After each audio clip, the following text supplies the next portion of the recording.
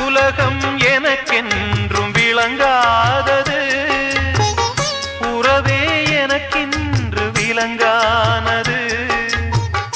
அடடா முந்தானை சிறையானது, இதுவே என் வாழ்வில் முறையானது.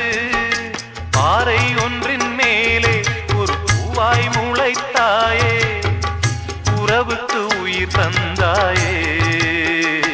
நானே எனக்கு நண்பன் இல்லை.